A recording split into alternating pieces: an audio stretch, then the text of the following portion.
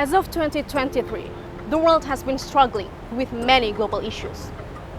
As a part of the global community, Indonesia has been actively involved in developing solutions through many international summits. In 2023, Indonesia continued to carry out its part in the Southeast Asia region by becoming the chair of ASEAN. On May the 10th to the 11th, Indonesia held the 42nd ASEAN Summit in Labuan Bajo East, Nusa Tenggara. The prestigious conference did not only involve ASEAN member countries, but also several world leaders. KTT ke-42 ASEAN telah berhasil diselenggarakan dengan lancar dan dengan hasil yang baik. Indonesia ingin melihat ASEAN kuat, mampu menghadapi tantangan, tanggap terhadap dinamika, dan tetap memegang peran sentral di kawasan. The summit yielded several agreements that have become a common commitment. These include combating human trafficking, where ASEAN vows to collaborate in strengthening law enforcement, and regional initiatives to investigate crimes and support victims in human trafficking cases. In the meantime, regarding the Myanmar crisis, the ASEAN leaders supported President Widodo's actions in sending humanitarian aid to Myanmar, endorsing the 5-point consensus for a swift resolution, prioritizing justice and peace. The next agreement is green energy, with the ASEAN members committed to adopting electric vehicles to reduce greenhouse gas emissions, to achieve net zero targets, and make the region a global hub for electric vehicle production. Meanwhile, in the finance sector, ASEAN agreed on using cross-border digital payment concepts. ASEAN will also promote the use of local currencies and enhance infrastructure for regional transactions. Moving on to migrant workers' protection, where policies were agreed upon to safeguard migrant workers, ensuring their rights, healthcare, and support during crisis. These agreements aim to strengthen ASEAN's self-reliance and align with Indonesia's goals for a more responsive and capable ASEAN. In addition, President Widodo also emphasized ASEAN's unity, striving for regional growth, peace, stability, and prosperity as the implementation of the ASEAN outlook on the Indo-Pacific.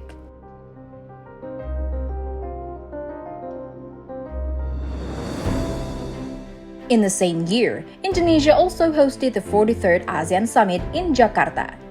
During the 3-day summit, 12 formal meetings were held. In a document called Chairman's Statement of the 43rd ASEAN Summit Jakarta, all member countries agreed on a 164-point statement on 90 documents, ranging from questions about the future of ASEAN to several global issues of common interest and concern. The first agreement is about ASEAN Concord IV, or Jakarta Declaration on ASEAN Matters, Epicentrum of Growth, which is one of the main documents of the 43rd ASEAN Summit.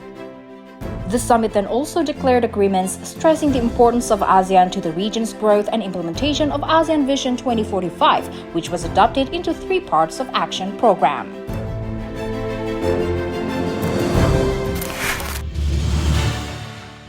First is the ASEAN Matters, that aim to strengthen cooperation to address illicit drug issues in the region and a drug-free environment for ASEAN communities. ASEAN leaders agreed on preserving the region as a nuclear weapon-free zone and prohibiting other weapons of mass destruction as stipulated in the ASEAN Charter and the Southeast Nuclear Weapon-Free Zone Treaty. Reinforcing the international law of the sea, the UNCLOS 1983 to safeguard peace, security, stability, and freedom of navigations, particularly in the South China Sea. The second one is the Epicenter of Growth Matter. It consists of 31 action points predominantly focusing on economic, industrial, environmental, educational, and migrant labor issues. The third is where the 43rd ASEAN Summit agreed on the implementation of the ASEAN Outlook on the Indo-Pacific, or AOIP, which comprises 8 action points aimed at enhancing ASEAN's role in the Indo-Pacific region. Furthermore, the 43rd ASEAN Summit also addressing several related important issues. ASEAN remains to strongly reject and condemn the prolonged issues of violence in Myanmar and agreed to use the 5-point consensus as a primary guideline to resolving the crisis. ASEAN leaders have declared support for Timor-Leste's full membership, highlighting a roadmap for its inclusion. To meet membership criteria, ASEAN urges members and partners to assist Timor-Leste through capacity building and internship programs. Moreover, ASEAN also highlights the humanitarian crisis in the Middle East, especially Palestine. ASEAN commits to resolve conflict in Gaza Strip for the sake of humanity. Dunia ini butuh jangkar, butuh penetral, butuh safe house. Dan saya bisa pastikan bahwa sampai saat ini ASEAN telah berada pada track yang benar untuk bisa menjalankan peran tersebut, menjadi kontributor stabilitas dan perdamaian serta menjadi epicentrum of growth.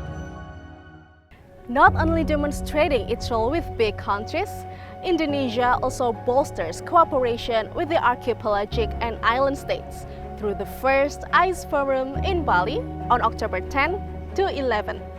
Pelaksanaan KTT ICE ini merupakan salah satu komitmen Indonesia untuk bekerja sama di level yang lebih tinggi, menjadi organisasi internasional dalam melakukan langkah-langkah konkret untuk penanganan isu kawasan dan isu dunia dan untuk terus menyuarakan kepentingan negara-negara berkembang dan negara-negara kepulauan.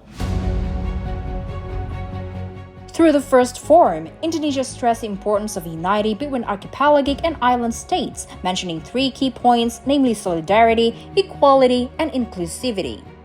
All archipelagic and island states should have an equal chance to thrive. The meeting yielded a declaration named Solidarity of the Archipelagic and Island States. Indonesia also underlined commitment to providing grant funds for archipelagic islands and states. Since the ASEAN Summit, the future cooperation will focus on climate change mitigation, blue economy, ocean waste, and good maritime management.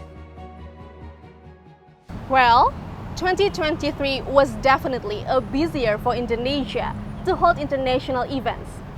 But it didn't end there. Indonesia also is gearing up its new capital, Nusantara.